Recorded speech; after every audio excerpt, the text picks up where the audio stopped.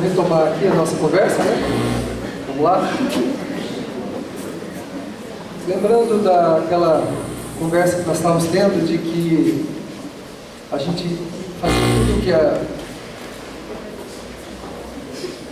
fazer tudo que a gente quer, né? Muitas vezes acaba não dando muito certo, né? Eu estou me lembrando agora de um atendimento que eu fiz alguns anos atrás, de um pai que me procurou para contar uma história. Ele disse que quando o filhinho dele nasceu, ele tinha quando ele chegou no hospital, no berçário, né? Os amigos, ele tinha muitos amigos, né? Aí o bebezinho estava lá e ele encontrou uma plaquinha escrita e assinada por todos os amigos dele, dizendo assim: tudo vai dar certo. E colocado, pendurado no berço do bebê. O menininho chamava pseudônimo, né? Lógico que vamos dizer o nome da pessoa. O menininho, André lá, né? André, tudo vai dar certo. Aí colocou lá. Passado 21, 22 anos mais ou menos dessa data, o pai nos procurou dizendo que tudo deu errado. Mas assim, por quê? Né? Desejaram ao meu filho e colocaram lá no berço dele: tudo vai dar certo. Mas hoje eu estou aqui para dizer para você que tudo deu errado. Por quê? Aí ele contou a história. Ele disse que desde criança o menino tinha tendências a um comportamento assim, bastante violento, e dificuldade de relacionamento com os amigos, queria fazer só as coisas que ele queria, sabe? E sempre fazer coisas perigosas e tal. E ele achou que aquilo era um comportamento natural e foi deixando. E aconteceu uma coisa muito, muito difícil para ele. Por quê? Porque logo que ele completou uma determinada idade, acho que foi 19 anos, por aí, 16 anos, 17 anos, ele começou a dirigir. E pegava, o pai não dava o carro de jeito nenhum, mas ele pegava o carro dos amigos. Mas o pai ficava sempre sabendo que ele ficava por aí tirando racha, correndo mais do que devia, misturando direção com bebida, isso não dava certo. E muitas vezes o pai o repreendeu, tirou um monte de coisa dele, fez aí uma série de coisas, mas ele foi vivendo o que ele queria. Num determinado dia, quando ele completou 19 anos de idade, o pai saiu e ele pegou a chave do carro do próprio pai. Convidou um amigo e foram para uma outra cidade fazer um racha, numa vicinal que tinha entre as duas cidades. Não dá para imaginar mais ou menos o que aconteceu. Eles, nesses cavalos de pau que dá, né? Ele bateu, o carro capotou várias vezes, o amigo de 18 anos desencarnou, que estava do lado dele, morreu, e ele não desencarnou, só que ele ficou paraplégico. Ele foi parar com 21 anos numa cadeira de rodas. E com o diagnóstico da medicina, o caso é irreversível, não tem jeito. Ele vai passar o resto da vida assim. Não tem como reverter mais, porque rompeu a medula. Houve um rompimento da medula. Então os médicos disseram: não tem o que fazer.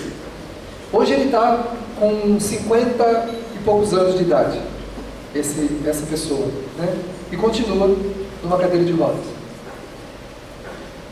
E quando a gente verifica isso, então, na verdade, não é que deu tudo errado, é que para dar certo é preciso fazer certo, né? A gente quer fazer tudo errado e quer que no final dá tudo certo, né? A pessoa faz, né? Eu tenho um relacionamento irresponsável com uma outra pessoa, né? Aí surge uma gravidez, falo gravidez indesejada. Como que foi indesejada? Foi muito bem desejada, porque a natureza segue o seu curso biológico.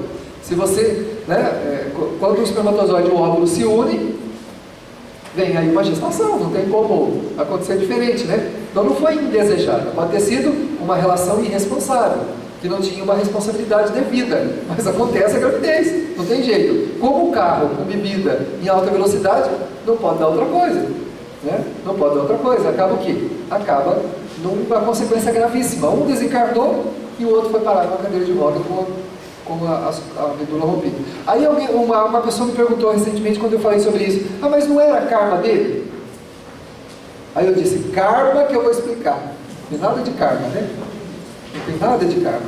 Nesse caso, foi escolha. Foi escolha. Nesse caso, foi escolha. Não estava determinado que ele deveria ficar numa cadeira de rodas dessa maneira. Quando é para ser assim, involuntariamente sim, aí você está com alguém onde não devia, numa determinada situação, e um fato acontece que te leva a um quadro desse, mas sem a sua vontade, sem você procurar, sem você fazer nada para isso. Mas quando a gente participa do ato que traz para nós o dissabor ou a consequência grave, não estava na programação, não estava. Mas ele queria viver perigosamente. É um espírito altamente atirado que queria viver perigosamente, queria viver de sensações. A velocidade para ele, ousar, desafiar regras, era para ele uma coisa bastante interessante. Aquela adrenalina que aquela situação produzia, era como se fosse uma droga para ele. E é assim mesmo. Geralmente as pessoas que gostam de viver perigosamente, fazendo coisas absurdas, deslocadas, elas são viciadas na adrenalina, viciadas naquela sensação que aquele momento dá. Só que não prevê a consequência daquilo depois. Se entendesse espiritualmente o que é aquele ato, não faria, né? Porque qual é o nosso dever? Ao contrário, fazer tudo que possa preservar a nossa vida e não expô-la a qualquer tipo de perigo, né? Expô-la a qualquer tipo de perigo. Uma pessoa que tente muitas vezes cometer suicídio pode acabar conseguindo. Eu já vi muita gente que até para chantagear os outros, né? Até para chantagear familiares ou qualquer um, fica fazendo aquelas tentativas de suicídio que a pessoa sabe que não vai concretizar plenamente. Mas isso pode acontecer de acontecer o suicídio mesmo, da morte acontecer, de não vir socorro, de não acontecer aquilo que a gente esperava e a pessoa morrer mesmo. Vai dar entrada no mundo espiritual como? Como um suicida. Como um suicida. E aí, né, o que a gente acreditava ser problema do lado de cá, aí sim é que vai se transformar num problema mesmo, porque para o espírito, todas as suas vivências têm um efeito muito maior, muito mais potencializado do que quando aqui no corpo. A alma carrega da terra todas as impressões boas ou negativas. Então essa parte negativa da vida que o espírito ele imaginou que fosse como o motivo do seu dissabor, agora vai com ele e ele acorda do outro lado com tudo isso triplicado, quadriplicado, sei lá quantas vezes mais, né? Numa agonia, numa dor, num sofrimento muito grande. E sem poder fazer mais nada, porque como o ato já aconteceu, agora só resta, né, vivenciar o processo consciencial, que é muito doloroso. Então a gente precisa fazer o quê? Preservar a vida, né? Se a gente tem que experimentar uma adrenalina, né, se tem essa vontade, que seja então para o bem, que seja o Evangelho segundo o Espiritismo diz assim, que no futuro, que seja para o homem, né, a única rivalidade que possa haver, que seja a rivalidade do bem, ou seja, de um querer fazer mais do que o outro, no sentido do bem que possa fazer. Aí sim, essa sensação é boa, porque ela traz paz, ela traz tranquilidade, ela traz equilíbrio depois. Mas viver perigosamente, a gente pode ter um final que não é muito agradável, né? E Deus não vai pôr a mão lá para impedir a gente de fazer. Se fosse assim, não haveria nenhum problema, ninguém morreria, ninguém se mataria, não haveria nenhum acidente, porque Deus colocaria a mão lá e protegeria todo mundo, mas não é assim. Nós temos o livre arbítrio, a decisão de decidir a nossa vida, né? Então esse pai que disse assim, tudo deu errado, né? Não é que tudo deu errado, é que a escolha foi errada, né? Quando as escolhas são erradas, o resultado, o produto final vai ser errado também, vai ser ruim, né? A pessoa que usa droga, por exemplo, ela naquele momento que ela está utilizando daquela sensação que a droga dá, ela não está preocupada e não está prestando atenção que a droga ou qualquer vício, principalmente os vícios físicos, né, do álcool, da droga e de outros vícios aí, eles vão destruindo a vida da pessoa lentamente. Só que não destrói só a vida dela, também destrói a vida daqueles que estão à volta. Mata a esperança dos familiares, a alegria dos pais, né, a afetividade em qualquer sentido que seja, mata a amizade. Então a pessoa não destrói só a vida propriamente dela, ela também destrói tudo que está à volta dela. Tudo que está à volta dela. Então quando a gente faz isso, a gente toma a iniciativa de viver uma sensação pura e simplesmente, nós não estamos preocupados com quem está conosco. E nós não estamos na vida sozinhos, a gente compartilha uma vida porque você me ajuda e eu te ajudo. vivenciando isso, trocando experiências e afetividade, a gente consegue firmar o nosso propósito de vida. O teu irmão, aquele que você briga muito com ele, aquela pessoa que está dentro da tua casa, que você fica aí ranhetando com ele, é muito importante na tua vida. É uma pessoa muito importante para você, que você precisa aprender a compreender. Mas ele é muito diferente de mim, mas você também é muito diferente dele. Se você perguntar para ele, ele vai dizer a mesma coisa. Ah, mas o José é muito diferente de mim. Mas você pergunta pro Marcelo, o Marcelo é muito diferente do José. É lógico, porque cada um de nós é único, né? A gente é único. E cada um tem os seus problemas, suas dificuldades, e a gente trouxe para arrumar isso, né? E um colabora com o outro. A gente está nessa permuta, nessa parceria existencial. A esposa ajuda o marido ajuda a esposa, os pais, os filhos. Então a gente, quando for tomar uma atitude, nós temos que pensar na nossa vida e também na vida daqueles que estão conosco, que nós não temos o direito de machucar. Porque esse pai e essa mãe que você desdenha agora, que você acha que não é importante para você, pode ter sido os únicos espíritos que te aceitaram para nascer. Porque a gente tem muitas vezes comprometimentos tão grandes lá atrás, que de repente os únicos que quiseram, que aceitaram a gente para ajudar foram esses daí. Que a gente não gosta, que a gente tem olha e defeito em tudo, que a gente não aceita o que eles falam. Mas são as únicas almas que porventura aceitaram a gente vir para cá, né? É claro que a gente vai ter dificuldade, principalmente na família, entre nós. É muito complicado a relação familiar, porque nós viemos de um passado bastante complicado. Nós temos compromissos entre nós, resgates entre nós, afetos para serem corrigidos e afetos para serem desenvolvidos, né? E se a gente nascesse 1000 vezes, sabe onde a gente nasceria? No mesmo lugar. Porque aqui a gente tem uma visão, chega lá do outro lado e fala, não, está tudo certo, eu quero nascer ali de novo. Aí nasce, não, essa vida é uma droga, essa vida é uma porcaria, aí volta para lá, não, eu quero nascer lá de novo. Por quê? Porque a visão do espírito é diferente da visão material. E a gente vai ver que aquelas pessoas que estão conosco são as pessoas mais importantes da nossa vida. Mais importantes. Não tem ninguém mais importante para nós do que a nossa família. Depois vem os demais. Vem os nossos amigos, que são os nossos arrimos afetivos, que ajudam a gente nessa caminhada, que sustenta a gente, que permite que a gente converse sobre aspectos que muitas vezes a gente não consegue conversar com o afeto mais próximo. Tem outros companheiros, outras coisas que vão nos ajudando, né? Agora, a gente precisa pensar que nós não estamos aqui sozinhos. Então, quando eu uso droga, quando eu resolvo me alcoolizar, quando eu resolvo viver perigosamente, eu tenho que pensar que eu posso destruir a felicidade de muita gente que se comprometeu comigo, para que a minha vida dê certo. Então, aquela frase no berço do pai, tudo vai dar certo, podia ter dado tudo certo, sim. Podia ter dado. Se a pessoa mais importante do projeto tivesse feito a sua parte. Quem é a pessoa mais importante do projeto da sua vida? Da minha vida? Quem é? É a gente mesmo, não é? Meu pai e minha mãe não são responsáveis pela minha vida, embora eles possam me conduzir até determinado tempo, mas a pessoa mais importante da minha vida sou eu mesmo. A pessoa mais responsável por mim sou eu mesmo. Então, quando eu faço determinada coisa, quando eu entro em determinados aspectos, eu preciso pensar, o que eu estou fazendo com a minha vida e com a vida daqueles que estão comigo? Para eu crescer, eu preciso pensar nisso. Senão não tem jeito, porque nós não vivemos sozinhos. Então, muitas vezes, na fase juvenil, o jovem pode ser tentado a viver muito na dele, né? Ah, me deixa na minha. Quando ele escuta falar, me deixa quieto, me deixa na minha. Mas nenhum de nós está na sua somente. Nós estamos na nossa e na dos outros também. Ou seja, a gente está inserido na vida de todo mundo. Na vida dos nossos amigos, na vida dos nossos irmãos, na vida de todo mundo. Nós estamos inseridos. Não tem jeito de eu ficar na minha só.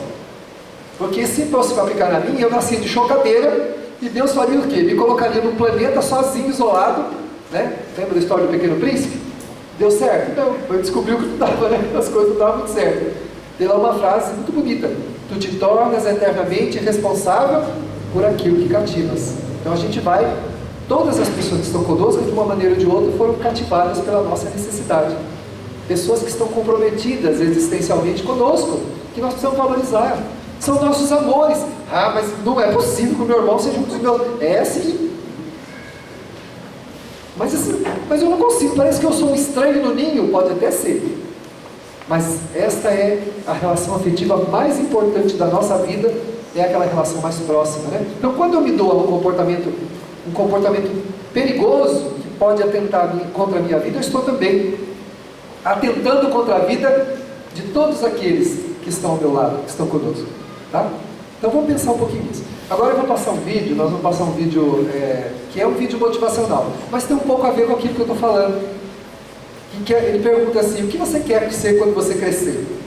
Lembra da frase do menino lá no berço? Tudo vai dar certo. Poderia ter dado certo.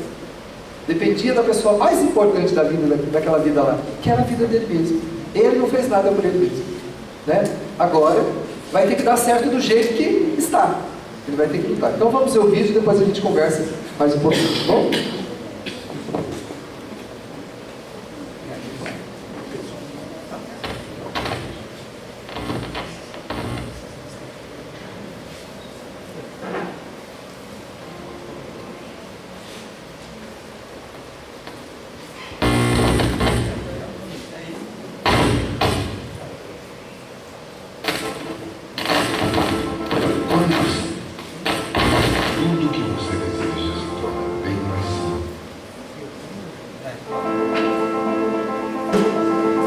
Quando se é pequeno, tudo que você deseja se torna bem mais simples do que parece. Construir o próprio patrimônio, chegar à lua, ter o emprego dos sonhos, viajar pelo mundo.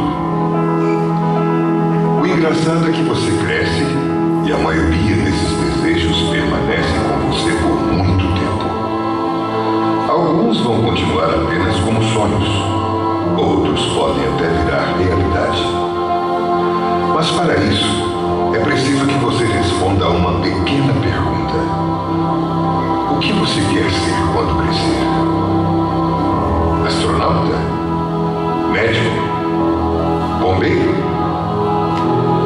Saber essa resposta não será o fim das suas buscas, e sim o seu ponto de partida para várias outras.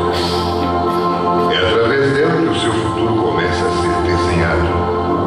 É ela quem transforma o plano louco em algo totalmente possível. Comigo não foi diferente. Assim como você, eu queria o improvável, o surpreendente, o inovador. Fazer o que ninguém mais seria capaz de realizar. Ir tão longe que nenhuma outra pessoa pudesse me alcançar. Ser o descobridor de uma nova era ou, quem sabe, de um novo tempo. Na verdade, eu queria mesmo era realizar meus desejos. E assim como numa brincadeira de criança, conquistar tudo aquilo que parecia improvável. O trabalho dos sonhos, a família perfeita e, por que não, viajar pelo espaço. Não cheguei a ser astronauta. Fui bombeiro e muito menos médico. Mas experimentei o novo. Comecei do zero. Fiz de tudo. E tudo de uma forma diferente. Servi a aeronáutica, vendi jornais, verduras e picolé. Trabalhei como ajudante na construção civil. Fui operador de produção, pintor e até artesão. O meu primeiro grande patrimônio não foi nenhum castelo. Vendi muito esterco e metal para adquiri-lo. Talvez todas essas pessoas não me permitiam enxergar mais longe naquele momento, mas com certeza permitiu-me ter experiência suficiente para crescer com humildade, amadurecer, ter responsabilidades, experimentar minha capacidade de empreender para viver e estar à frente do tempo em que vivia. E você? Tem sonhado com o quê? Quais os seus planos para chegar lá?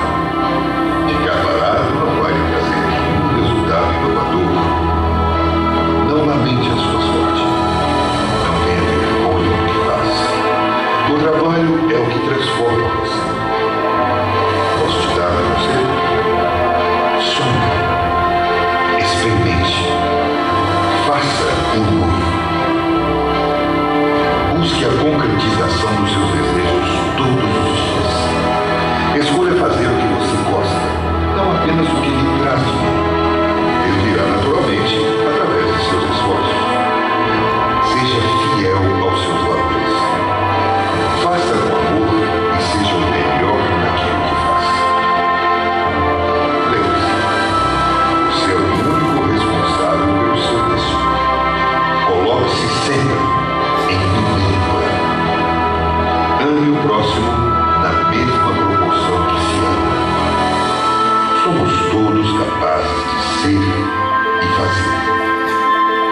Não deixe que façam por você.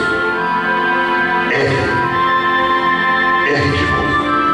E através do erro, ganhe experiência. Não seja tão duro com você mesmo. E quando tudo parecer difícil, volte a ser uma criança novamente, sem nenhum medo de responder àquela simples pergunta: o que você quer ser quando crescer?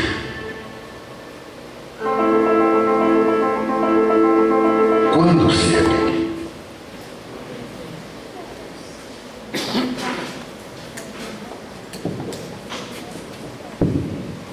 Pois é. Está aí, né, no vídeo, muitas coisas que a gente pode fazer, pode sonhar, pode procurar, né? Mas você viu que no vídeo ele falou, né? Ame o teu próximo, né? Amor ao próximo, a preocupação e principalmente um item muito importante, a responsabilidade. Ele foi colocado no vídeo, né? Responsabilidade sobre qualquer aspecto.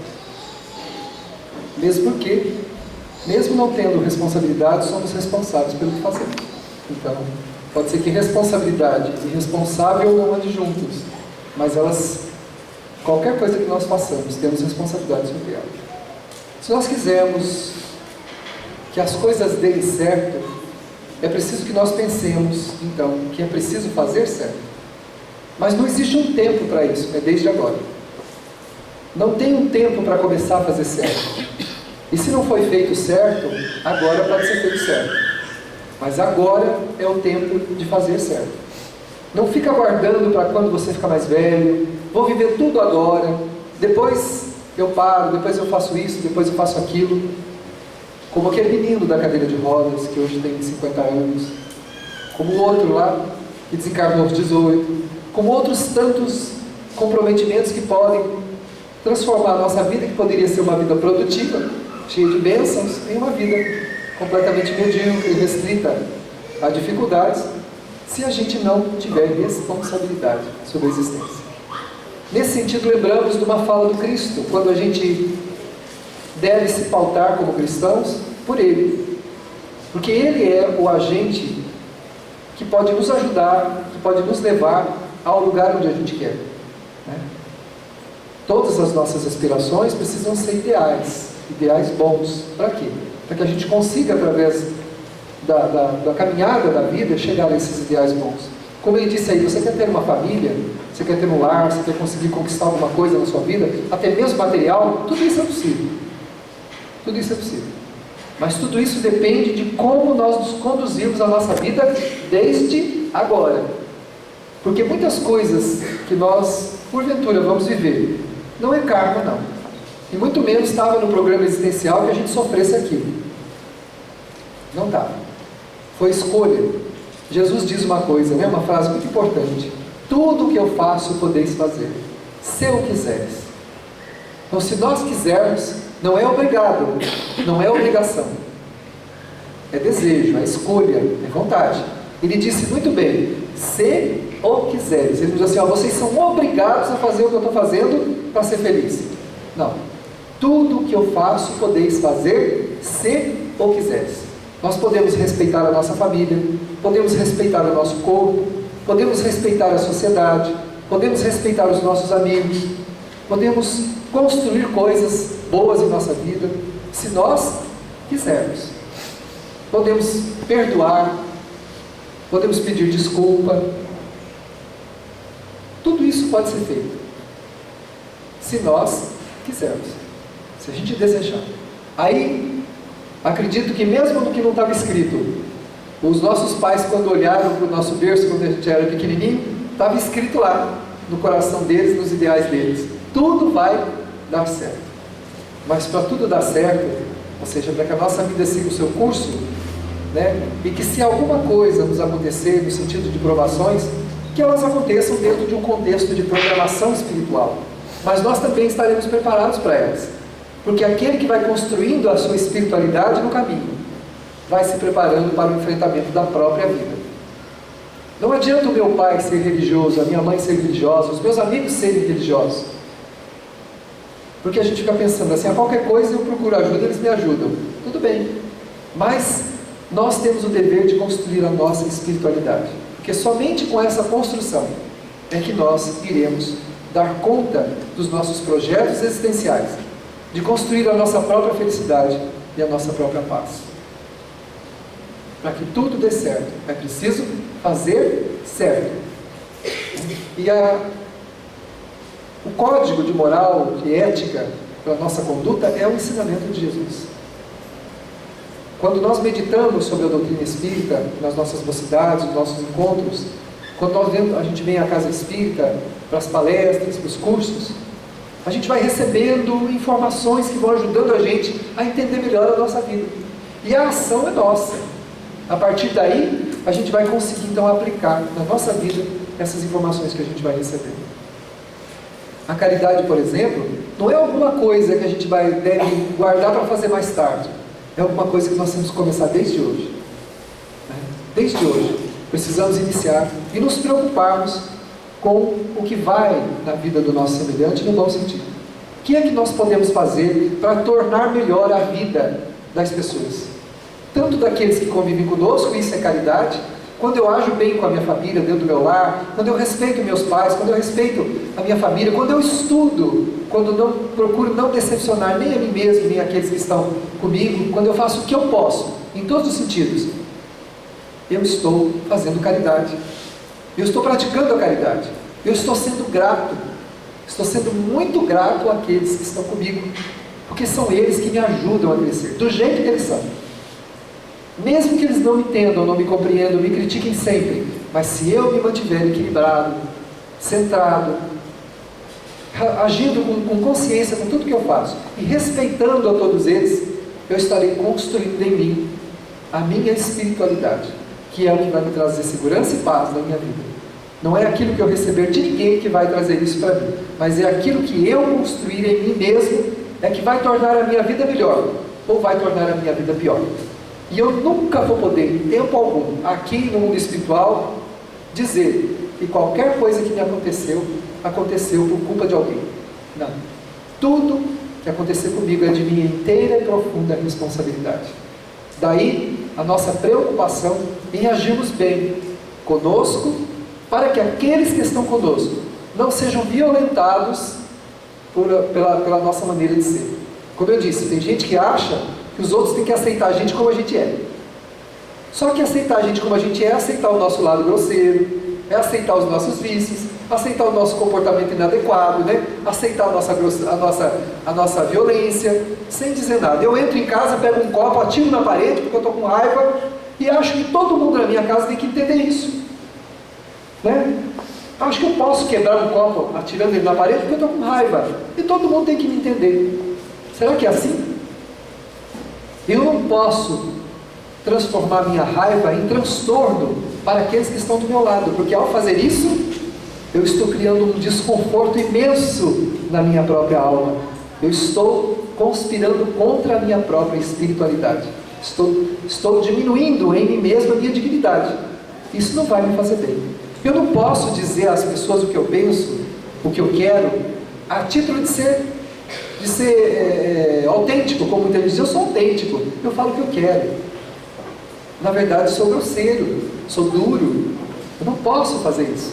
Posso até fazer, mas não devo. Por quê? Porque isso gera danos emocionais para mim mesmo.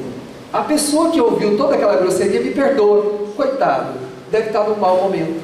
Olha só que interessante. A pessoa, você fala um monte de quebra, taca um copo na parede, quebra, chuta um gato, né? Quebra o computador, destrói, dá prejuízo material. Tudo bem. As pessoas, coitado, ele deve estar num mau momento. Só que essa compreensão que vem do outro não tira a minha responsabilidade sobre o meu ato e não me traz nenhuma dignidade a mais por causa disso, porque o outro me compreendeu.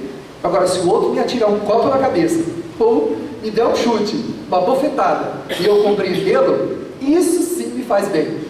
Isso vai acrescentar valores em mim, vai me trazer alegria, vai me trazer paz, vai me trazer autocompreensão, porque compreendi os outros também. Quando eu cair, vou conseguir me levantar com mais facilidade. Quando eu for fazer os meus enfrentamentos, vou fazer com muito mais facilidade. Por quê? Porque ao fazer direito para o outro, eu então criei dignidade em mim. Isso chama autodignidade, que é aquilo que se constrói em si mesmo, não aquilo que a gente recebe dos outros. Então, ser grosseiro, criar problemas em torno de nós, não vai nos trazer nada de melhor, porque os outros podem nos compreender, mas o fato deles nos compreender não vai trazer nada de melhor para a gente, né? Então, destruir as coisas, agir de maneira grosseira, procurar ter hábitos que magoam aqueles que estão ao nosso lado, que ferem, em primeiro plano trazem problemas em nós e traz uma amargura muito grande, né, para aqueles que estão ao nosso lado, a quem nós devemos gratidão. Neste mundo, nós devemos gratidão a toda a humanidade, ao planeta que nós estamos, às pessoas em qualquer lugar do mundo. Uma pessoa lá na África, lá no Japão, lá para o outro lado do mundo, eu devo gratidão a cada um desses espíritos, por estar no mesmo mundo, recebendo coisas que eu não fiz, e que eu uso, roupas que eu uso que não fui eu que fiz, o alimento que eu como que não fui eu que plantei, os sinais de televisão, de internet, de rádio, de celular, tudo quanto eu experimento, perfume, qualquer coisa que eu utilize nesse mundo, não fui eu que fiz.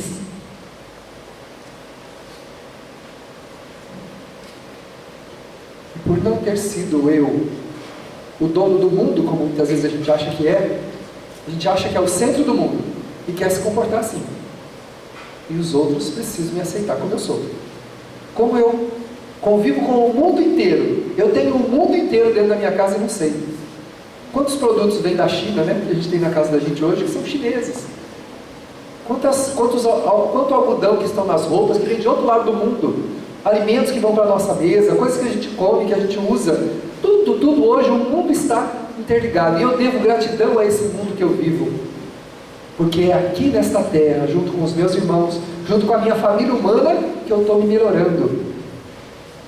Porque se essa terra não me recebesse, eu teria que escolher um dos confins do universo por aí, um planeta bem longe daqui, me exilar lá e tentar ver se alguém lá me aceita, para que eu possa continuar a minha escalada evolutiva. Mas eu estou aqui, junto com os meus afetos, sabe por quê? Porque quando você olha para as pessoas e você simpatiza com elas, é porque são antigos conviventes nossos, de outros tempos, são antigos conviventes. Por que a gente simpatiza com uma casa espírita, simpatiza com pessoas, faz amizades com facilidade? Nossa, parece que eu te conheço há 10 anos. Por que isso? É porque Deus, que é misericordioso, coloca a gente nos mesmos palcos, com gente conhecida, para a gente se sentir um pouco mais seguro. Tem rusga, né? Tem probleminha um com o outro, sim, lógico que tem. Nós não somos perfeitos, os outros também não são. Então a gente tem problema mesmo. Mas, graças a Deus, estamos entre conhecidos. Estamos entre conhecidos, a quem precisamos ser muito gratos e mudarmos o nosso comportamento, procurarmos a nossa espiritualização. Disse Jesus: tudo o que eu faço podeis fazer se eu quiseres. Então nós podemos perdoar, nós podemos compreender, nós podemos amar, nós podemos tolerar, nós podemos ter paciência, nós podemos pedir perdão, né? Me desculpe, por favor, eu agi errado. Nós podemos estudar, nós podemos trabalhar, nós podemos nos preparar para a vida, dando a nossa colaboração, a nossa vida e a vida de todos aqueles que convivem à nossa volta. Isso é viver na terra, isso é ter espiritualidade. Isso é ter espiritualidade. Porque quando nós seguimos esse código abençoado que Jesus deixou como uma boa nova para toda a humanidade, nós agimos como Ele ensinou. Você viu? Se nós pegarmos a mensagem dele, nós vimos que Ele não violentou ninguém. Jesus não saiu tacando pedra em ninguém, não afogou ninguém no tanque de Siloé, ao contrário, mandou o cego lavar lá. Vai lá, lava o olho dele lá que ele vai enxergar. Não enfiou ninguém lá afogando alguém contra ele, porque era contra ele, não aceitava ele, né? Aceitou a cruz em silêncio, fez tanta coisa para ensinar para a gente, né? Que a gente precisa compreender e fazer a nossa parte. Nós precisamos nos espiritualizar. Ele dizia: eu e o Pai somos um, dizendo que a gente tem que estar sempre em sintonia com Deus. Sentiu as dificuldades na existência? Peça ajuda a Deus. Me ajuda, Senhor, a resistir a essa tendência. O Senhor que esteve aqui, Senhor, que é conhecedor das nossas fraquezas, ajuda, Jesus, que eu consiga vencer. Estou com vontade de beber, estou com vontade de fumar, estou com vontade de me drogar, estou com vontade de sair por aí aprontando. Me ajuda, me dê força. Quando você ora, você estabelece um canal muito estreito e delicado com o mundo espiritual que nos ajuda, que nos fortalece. Uma mulher chegou para o Chico e falou: Chico, a minha família não tem jeito, Chico, eu falo bem de todo mundo, eu ajudo todo mundo, mas eles só falam mal de mim. Mas uma fofocaiada danada, Chico, eles me pintam como se eu fosse o diabo. Vai ver que era, né? Mas eles só falam mal de mim. O Chico falou: ainda bem, minha filha. Mas como ainda bem, Chico? Estou falando que eles estão falando mal de mim, eles não gostam de mim. Pior se fosse você. Pior se fosse você que estivesse falando mal deles, que estivesse contra eles, aí seria ruim. Mas enquanto for eles, está tudo bem. Deixa eles, filho. Continua sendo o que você é, né? Continua sendo quem você é. Você não se sente bem fazendo isso? Eu sinto, mas não tem jeito, é problema deles. Ainda bem que não é você que está fazendo isso, né? Então, cuidar da nossa vida, do nosso sentimento, da nossa espiritualidade é muito importante. A caridade, então, é esse caminho. Não só de ir, como mostrou no teatro, é muito importante a gente ir a um lugar, prestar um trabalho, fazer alguma coisa para auxiliar numa atividade de caridade, de beneficência em algum lugar, né? Muito bom participar da sopa, da distribuição de alimentos, da coleta de alimentos para distribuir para aqueles que não têm o que comer. É muito importante isso. Dar um pão na porta da casa da gente, quando alguém toca a campainha, vende a mãe lá, pega você, vai lá, entrega para a pessoa, cumprimenta a pessoa, entrega para ela o alimento, o dinheirinho, né? Ah, mas ele vai usar droga, quando eu vou dar o dinheiro lá, é tudo vagabundo da rua. Pode ser que seja assim, mas pode ser que não.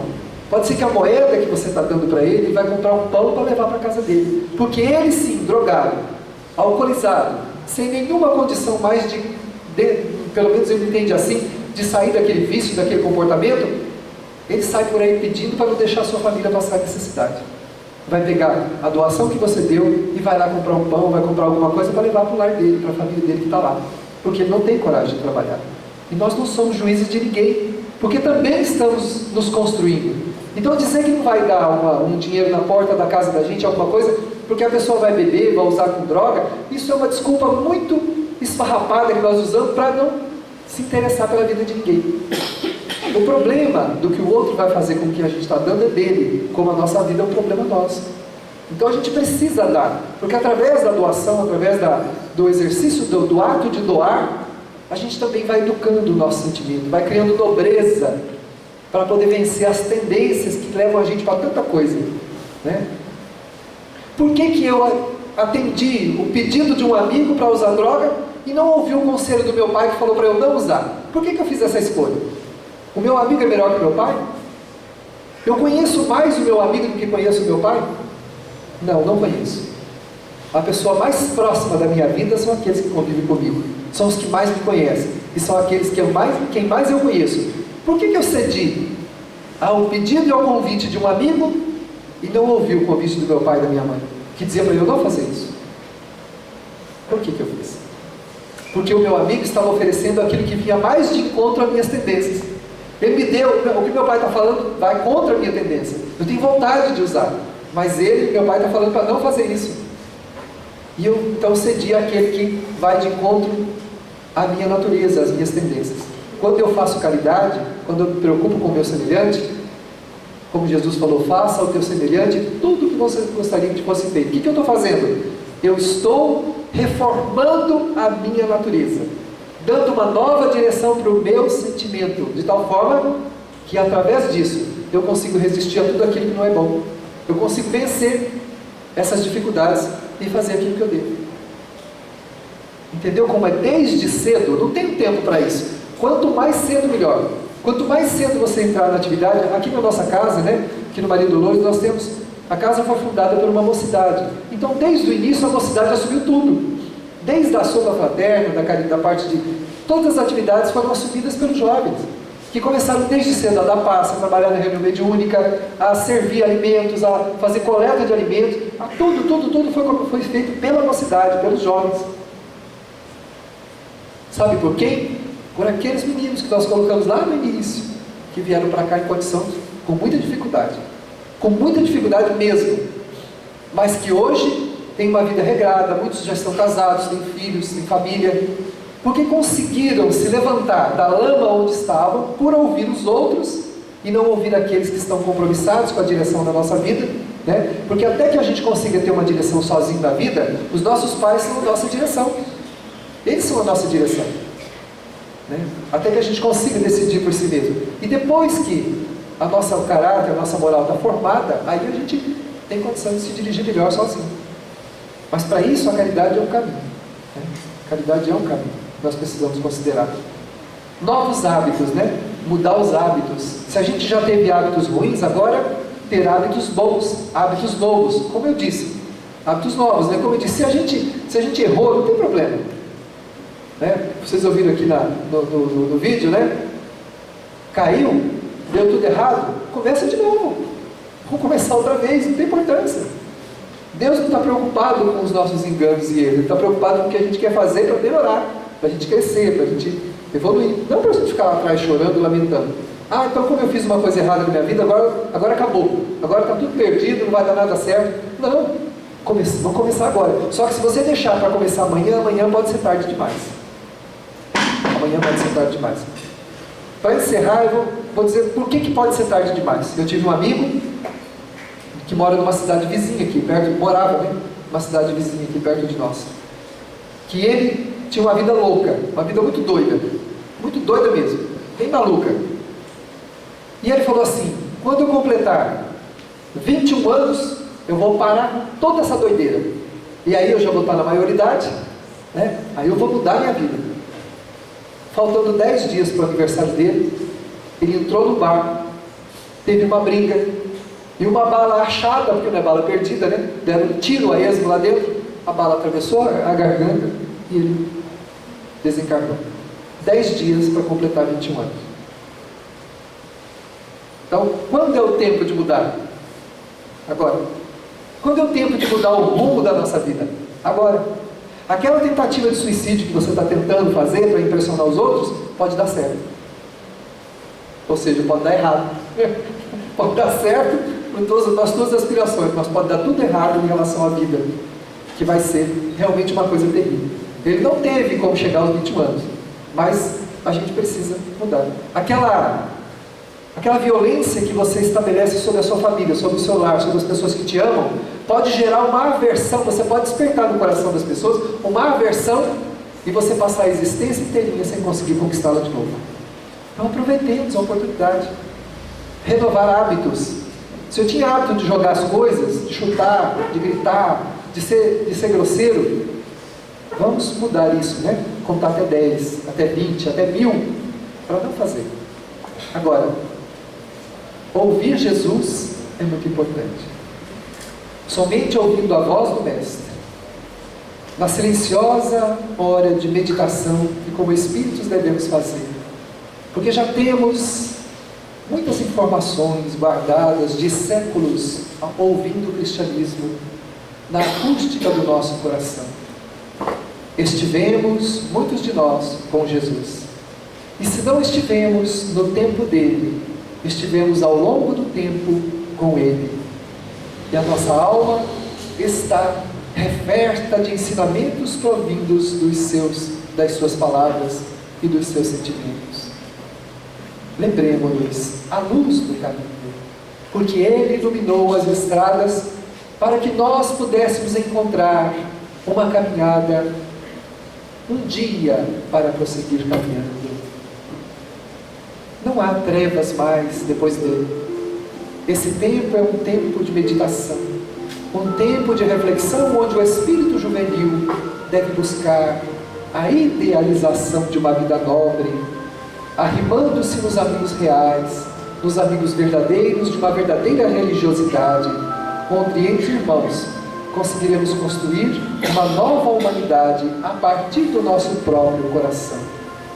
Asseverou Jesus em sua mensagem: "Sê tu quem ama sempre", porque o amor redime a alma, o amor resgata o espírito das suas deformidades, dando-lhe nova oportunidade para que ele possa assim prosseguir. A vida é um recurso iluminativo para as almas em ascensão. As asas simbólicas da angelitude que conseguiremos nascerão em nossos espíritos, milímetro a milímetro, com o esforço, com a dedicação, em empenharmos-nos a amar. O amor é luz da alma. Em todos os tempos que viveremos até os confins das eras que vão se suceder, quando aproximando-se do coração de Jesus, estaremos também nos aproximando de Deus. Agora, vivendo o que Ele nos ensinou, podemos ouvir simbolicamente em nossos espíritos o que Ele nos disse: quem vê o Pai, quem vê a mim, vê também o Pai, porque eu e o Pai somos um. Em Deus, em Jesus, teremos paz. Longe dele, seremos almas conturbadas, envoltas nas próprias sombras, sem conseguir enxergar o próprio caminho que deve trilhar. Com Ele, já o dissemos, a luz do caminho, porque Ele é a luz de nossas aspirações, de nossos entendimentos, a luz da nossa paz. Que Ele esteja conosco, não só nesta manhã feliz de reflexão e meditação, mas por todos os dias de nossas vidas. Muita paz.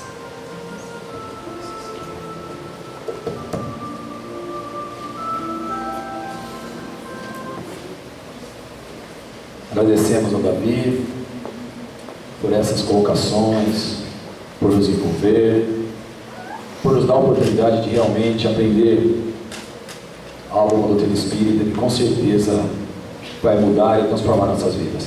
Receba nosso abraço, Davi. Obrigado por tudo que você fez, por estar conosco nesse momento, por nos ensinar e também por nos orientar. Agradecemos também a irmã de Albuquerque, o mentor espiritual dessas mocidades também, que está sempre conosco, nos iluminando, e com certeza também é o responsável por estarmos aqui.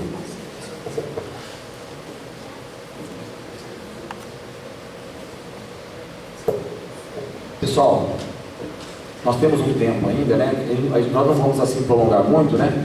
Mas as meninas estão com lápis ali, um pedaço de papel, e a gente vai responder algumas questões, tá? Quem tiver vontade de fazer, né, algumas questões, se quiser falar, né, se tiver uma emissão, tudo bem. Se não... Ah, tá.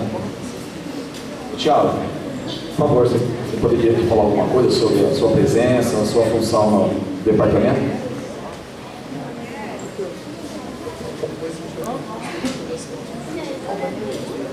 Pessoal, depois nós vamos fazer uma retrospectiva das fotos do Emerge, tá? A gente resgatou a nossa história aí através de fotos e a gente vai mostrar ao pessoal também.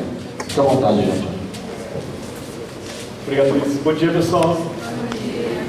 Bom, como o Luiz já apresentou, né, eu hoje estou como diretor do DMUSE, né, estadual, que é o departamento de mocidade da USE, coordenando o trabalho no estado inteiro. A gente divide o estado em 4 grandes regiões, né, chamadas assessorias, para quem não conhece. E aqui, Jales faz parte da 3ª assessoria, que é a região norte do estado.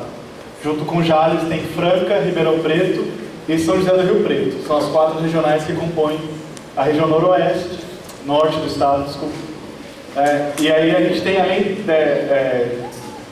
as atividades, né, estadual que a gente faz, tem os encontros de mocidade, aqui na região especial a Comenesc, né, e aproveito para, inclusive teve Comenesc aqui em Jales, prévias nas cidades da região, e a gente aproveita para fazer um convite para vocês estarem presentes na Comenesc em Ribeirão Preto.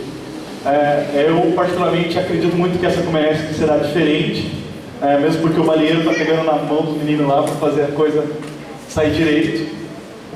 E aí depois a gente passa mais informações pro Luiz, pessoal, e compartilha com vocês as informações. Mas o motivo realmente especial para eu estar aqui hoje não é falar de encontro, não é falar nada disso não.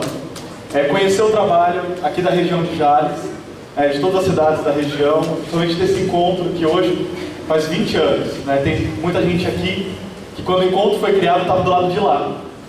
Né? Se preparando para estar aqui hoje. Então, inclusive, eu ouso arriscar que ajudou a montar o encontro do lado de lá. Por isso que está aqui hoje, por isso que o compromisso está aqui hoje. E tem o compromisso também de dar continuidade a isso. E por que isso é gostoso? Por que isso é importante? Porque esses encontros, essas confraternizações, esses momentos de troca nos tornam pessoas melhores. abre a oportunidade de nós nos conhecermos, de nós trocarmos impressões, de nós trocarmos experiências, né? De repente uma ideia, uma coisa, uma atividade que você faça na sua casa pode ajudar no problema que eu estou tendo na minha.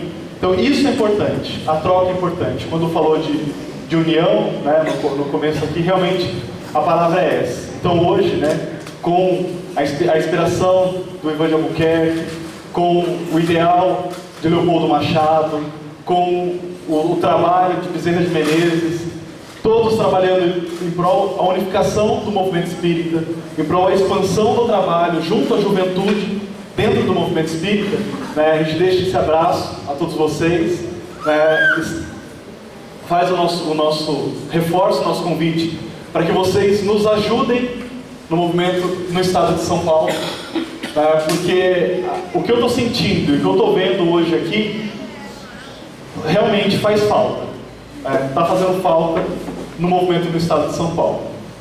E eu ficaria muito feliz se pudesse contar com vocês, ver vocês em Ribeirão Preto, na Páscoa do ano que vem.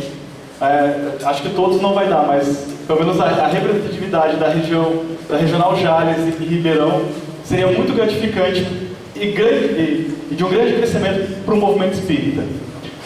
E aí, posso fazer uma dinâmica aqui, rapidinho? Dá tempo? Eu vou convidar vocês a fazer um exercício. Luiz, vou fazer.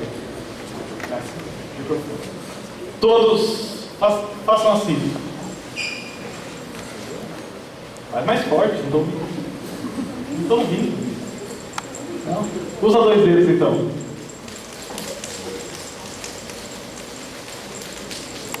Três, sai. Vai, 4. Agora a mão toda, vai.